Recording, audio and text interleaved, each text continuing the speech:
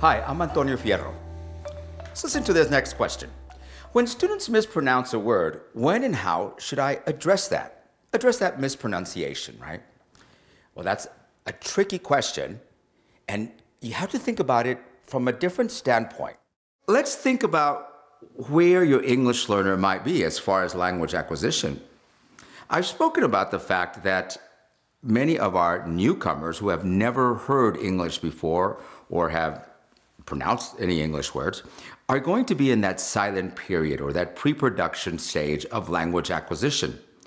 Now, if they're slowly coming out of this stage or this phase and going into the early emergent phase, then be careful. Because I want them to be using words, right? I want them to experiment with those words. I want them to use vocabulary. And congratulations, because the student is feeling safe. You have provided a safe environment, a welcoming environment that says, oh, okay, I can go ahead and try out words.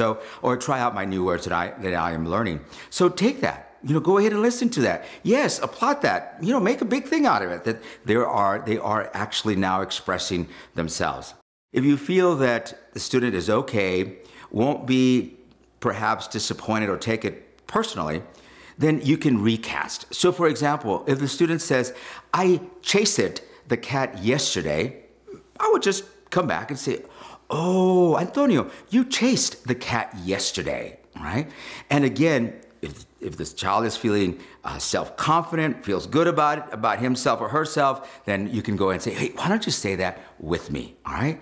I chased the cat yesterday. That's wonderful, all right? So we can go ahead, I say it, I want them to go ahead and hear it, and then what about them trying it along with you as well? Now, you can go the next step and say, okay, now you try it by yourself, all right? You do it, you say it. Now for the student who is already in a speech emergence phase, for example, 3,000 plus words, then I would absolutely do the recast. I want them to go ahead and say the word with me. I chased the cat yesterday, right?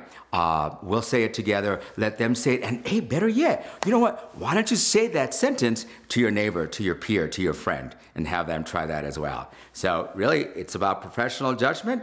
Be careful and be mindful and meet your student at the level that they are currently at. All right? Have fun with it.